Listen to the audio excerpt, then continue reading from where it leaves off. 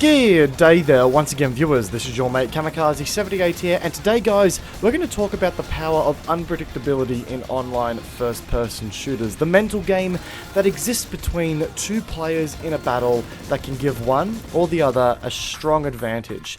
You see guys, in a shooter there is always going to be a matter of skill that determines the victor in an engagement. Sometimes luck can get involved, but that skill that we mentioned earlier can really be divided into three different categories, if you will. Now, content creator turned game developer for PlanetSide 2, Rel, stated years ago that there are three different forms of skill that exist in the gaming realm. That being physical skill, i.e. the skill that's attuned to your ability to react to enemies, commit to key presses and combos without error, as well as your hand-eye coordination. Your technical skill, which is the skill that focuses on your ability to understand the game's mechanics and manipulate them to your advantage.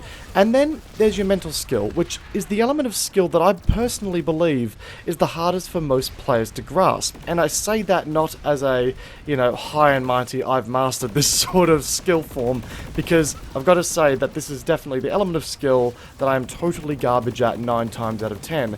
If you watch me on Twitch, well, then you see unedited gameplay, you know where I'm coming from here.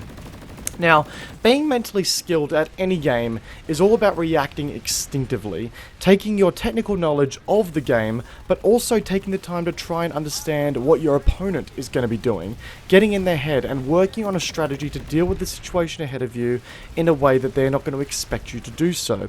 And I wanted to focus on this mental side of things here because physically, you're going to be getting better overall by playing more. Now, while yes, there is a point where you may need to start looking at your physical skill a little bit more critically, there is always going to be that gradual improvement in your reaction times and your ability to button mash in a sequence as you continue to play your game of choice. Hell, even your mouse movements and your knowledge of DPI and stuff like that will continue to improve as you continue to play the game overall.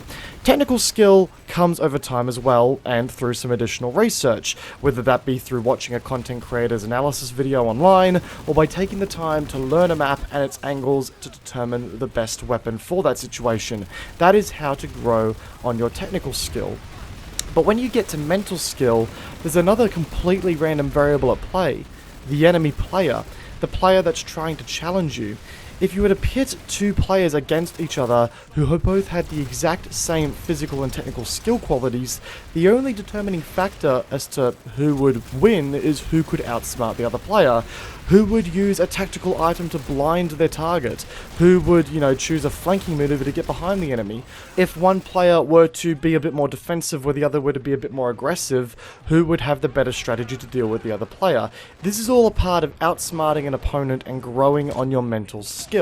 Now, at the start of the video, I mentioned the idea of unpredictability, and with that, I would like to raise a bit of an idea here, if you will, that you should always have the element of surprise on your side when you're playing these shooter games. Now, that doesn't mean you have to be the stealthiest player in the game and you can't run a gun like a madman. The idea is take a look back to all of the deaths that you've gone through recently in your favorite shooter game. Now, consider how many of those happened because you were flustered, caught off guard, or, as the youth would say, shooketh. That is because your enemy, taking their technical and physical skill and knowledge of the game, were able to outwit you on the field. Maybe they had their weapon drawn as you came sprinting around the corner. It doesn't sound like much, but they were anticipating enemy contact at that corner and you were not. Therefore, they were playing a stronger mental game. They were quite frankly able to get the surprise on you mid-fight, even if it was for the briefest of moments. That is all it takes in some of these shooters that have ridiculously quick time to kills. In this clip here, you will note that I'm using a PKM on Shoot House in Modern Warfare, and I managed to score a pretty dirty flank on a couple of these guys, and it eventually ends up turning into 4 total kills. Now, after nailing the first guy, I know that these guys are locked down in that little bit of corner there, and I have the power of one of the fastest time to kills in the game on my side, but also one of the slowest ADS speeds with terrible hipfire accuracy. Now, I could either charge forward and really try to push their crap in, or I could take it slowly. I know that these guys will have the advantage considering that they are running ARs and SMGs if I rushed them. And based on my previous engagements with them throughout the match, I knew that these guys were playing rather aggressively. Lord behold, they charged out into my farm of bullets, and I was able to clear out that little group quite easily because I was playing that stronger mental game. I was sitting there waiting for them and basically anticipating them to run out into my machine gun spray. It is seriously all about getting into your enemy's head and figuring out what they're going to do. If they fall back, are they baiting you into a more advantageous position for them? Are there locations where you could find yourself being caught in an ambush? Do you have a counter to that potential ambush?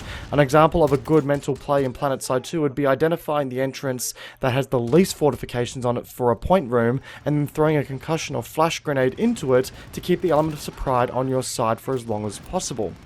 Using technical knowledge of the base and the gear of your loadout, you can create a strategy that can potentially take advantage of the enemy's mental game being too focused on the main angle of attack from the rest of your team. It's also worthy to note, guys, that a strong mental game doesn't have to be the grandest of plans with a 50-step process. A strong mental game even comes in the smallest of moments mid-engagement to throw another player's game off, which is something that can be prominently seen in something like Overwatch. Players who play an amazing Genji or Tracer or any character that demands high mobility are typically players who have a very strong mental game. Those characters rely heavily on the element of surprise, both in large-scale flanking routes, but also when they're locked in a firefight. I personally came across a Tracer in Overwatch recently who was nigh unbeatable, not because their aim was top tier, but because they were able to blink in such a way that kept me constantly guessing, sometimes deliberately blinking past me and then tricking me to turn around, only to blink right back to where they were originally to land some free hits and just get the overall markup on me, basically flustering me and my aim. It's once again that idea of outsmarting the player you go against to keep them guessing. They were using their technical knowledge of the character to outsmart me as an opponent. If anything, I think the point of this video is that while yes, you can spend hours upon hours on those aim tester websites to improve your tracking and reaction times, and spend hours studying the button combos that will help you earn an edge on enemy players, a good aim isn't going to help you if you run head first into an entire enemy team without considering a way to deal with that situation. Try to understand what your opponents are going to be doing and work towards a situation that puts you in the best possible position to win that inevitable engagement, and maybe even win the engagement after that, and then that, and that again. Like, you get the idea.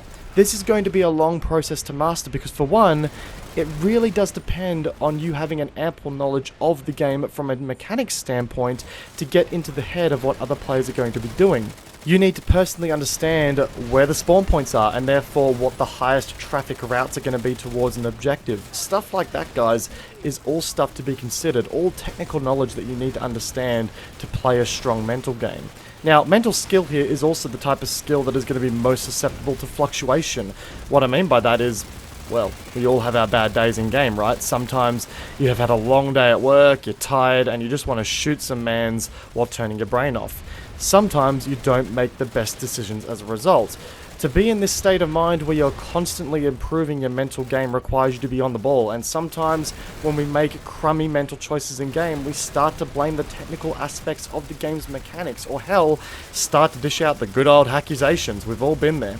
With that, I say instead, look at situations a bit more critically, but direct that criticism toward yourself and overall how you will become the smarter player on the battlefield. And that's not to say that you should always be, on your edge with your mental game, trying to always remain 110% focused. Like, we all need time to wind down a bit while we're playing our games, but it's just something to consider, guys, because for me, it is definitely the hardest element of gaming skill to master. And I was hoping that by having a bit of a chat about it and by sharing some insights that I've, gathered from my time in gaming, I'd be able to help out some of you guys in potentially improving your way of looking at mental skill in these games as well. It was a bit more of a conversational video here today. I personally can't answer the great mystery of the universe as to how we all improve mentally at video games. That is for you guys to discover on your own time, but I figured this conversation would at least get that ball rolling, if you will.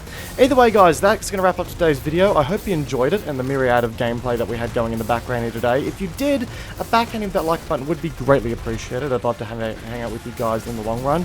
Let me know in the comment section down below what you do to improve your mental game in your favorite first-person shooter, whether it be PlanetSide, COD, Overwatch, anything. Let me know what you guys do to look at your gameplay critically and improve on it as a result. Guys, all my social media links are linked in the description down below. And once again, guys, I hope you enjoyed today's video. Peace out, and I can't wait to see you guys all in the next one. Take care, guys. Have a good day.